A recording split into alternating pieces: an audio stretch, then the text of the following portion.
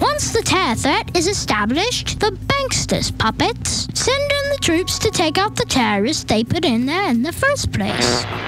The US has admitted detaining more than 200 Afghan teenagers. Khalid al-Masri, a German car salesman of Lebanese descent, happens to have a name similar to that of an Al-Qaeda man.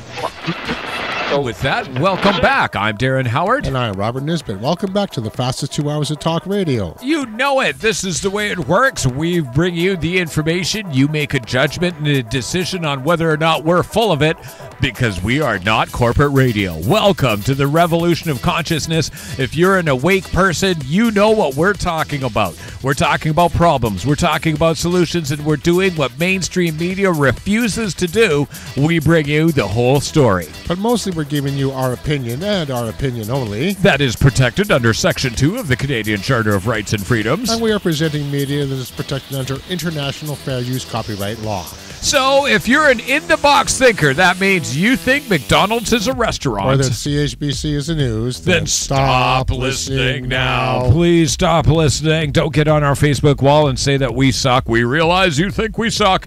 Oh, that's the way it goes. We are part of the winning team. Remember, activism is working around the world, and we're a part of that solution. Right now, we're talking about solutions that are being proposed around the world. People are protesting and rising up. So let's run a quick clip to smile, and let's get right into it. Let's talk about terrorism. Hello, your friendly neighborhood patriot here for an episode of How Terrorism Really Works.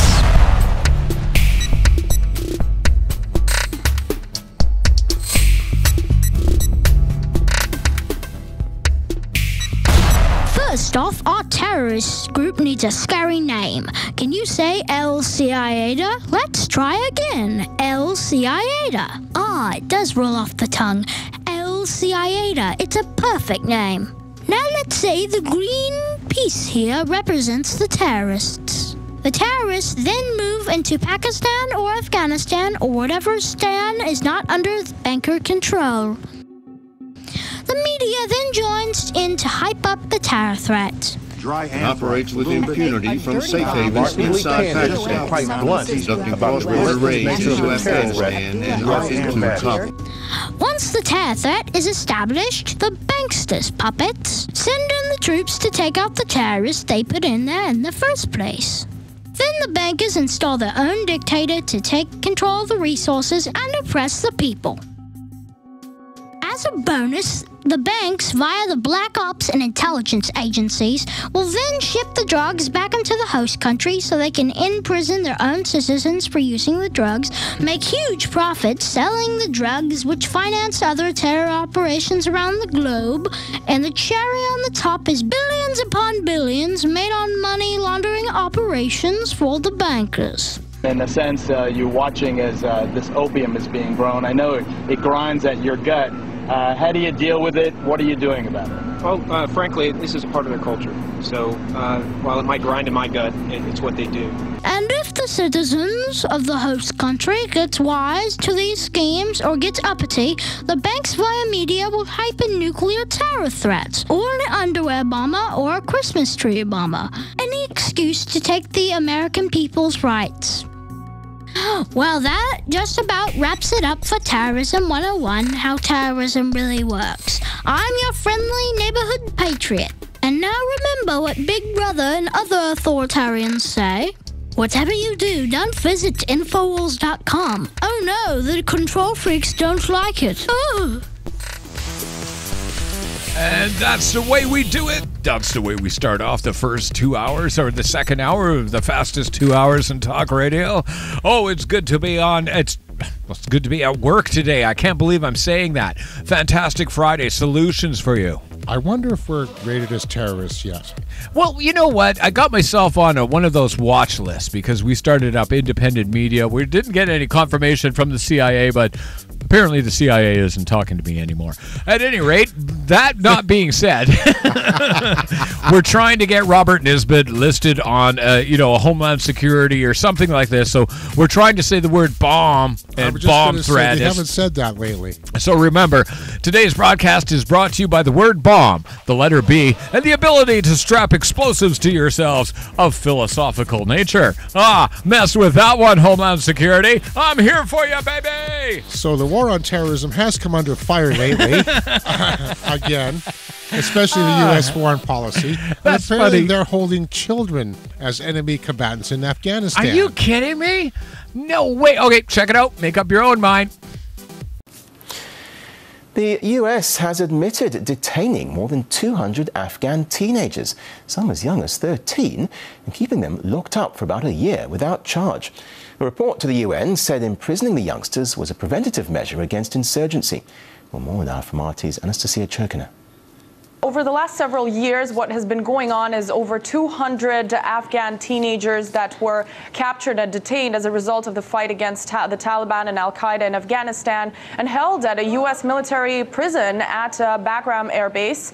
And the shocking numbers here are that the age of these people was on average 16 years old. A lot of them were a lot younger. We're talking about 12, 13, 14-year-old kids held for an average of a year. And curiously, in many of these cases, we're talking about brothers here who are sitting at home and just captured and detained and taken into this military prison because they're suspected of being enemy combatants. And in many cases, it's important to underline here that these teenagers were not wearing military uniforms. They were not participating in combat.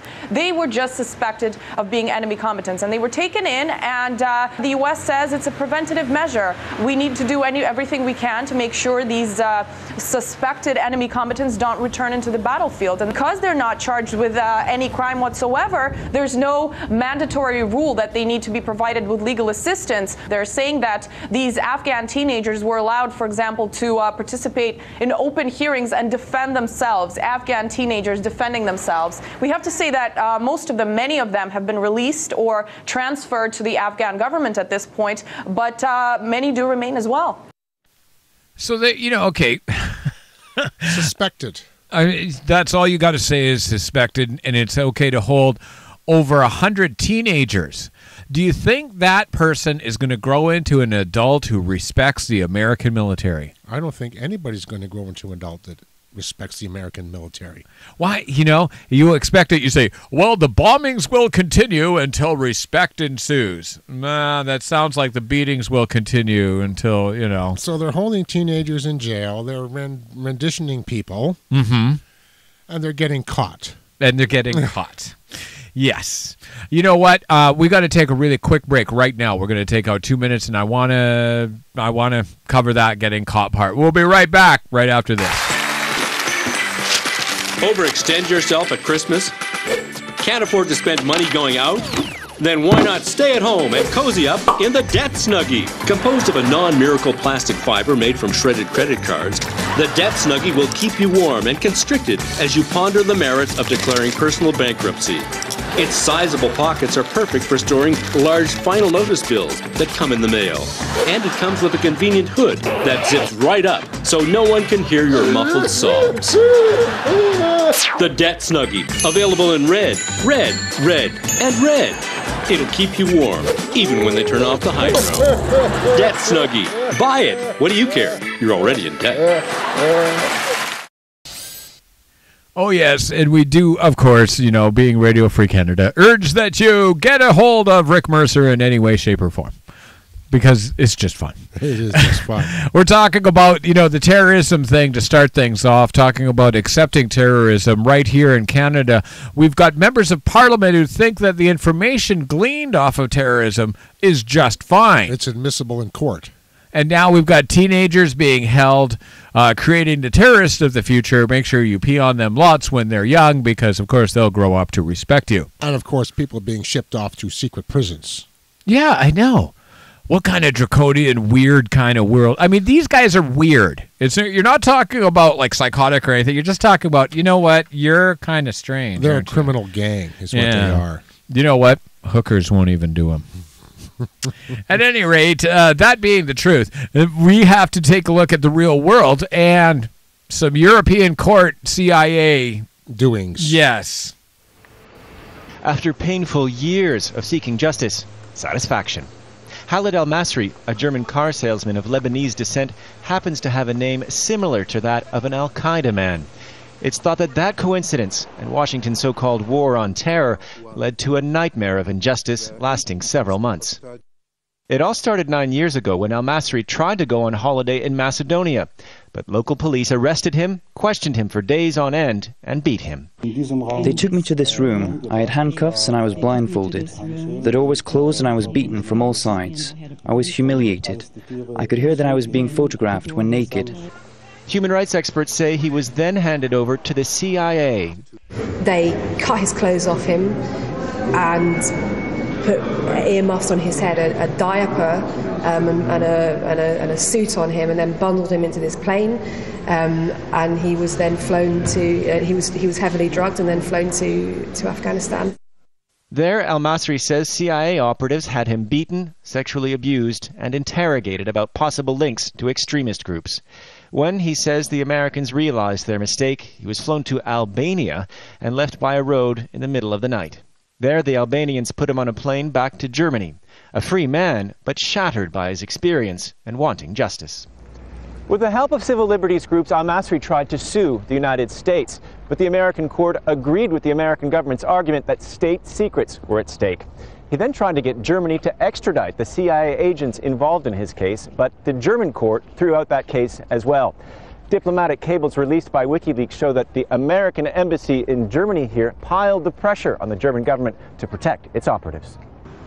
Now, at last, a court has agreed with al-Masri.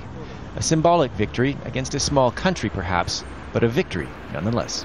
Nick Spicer, so there you Al Jazeera, go. Okay. And the CIA in action, flying people around, drugging them, overseeing this, and then the amazing thing, they release them after without charge, leaving them beside the side of a road in another country. Yeah. Just crazy. Just, sorry, we got the wrong guy. Oops. Oops. Well, if you weren't allowed to practice this whatsoever, that would avoid these problems. They say that there's a war and terrorism. There's actually one reality happening right now. And that reality is our corporate takeover, our empire building is being questioned by the world at large, and they're fighting back. And the drone war is working out so well. The drone war. It's working out pretty good for al-Qaeda. Okay, so things that Harper doesn't stand up for, and I'm going to take it right to the Prime Minister's office. You don't take care of 1 in 4 children. You don't stand up against teenagers being incarcerated, and you don't stand against torturing of people because of ridiculous reasons. I mean, is that the whole list? Do I got it all? Well, you also stand up for Israel, be all and end all, no matter what the world thinks of you. And that's why I do exactly what I do. This is Radio Free Canada, and this is segment production too. For those of us on YouTube, we are going to take a quick break. For those of you as part of the radio world, we are going to be, well, what are we talking about next? We're going to be talking about people protesting against everything. Okay, stay tuned. Hang on.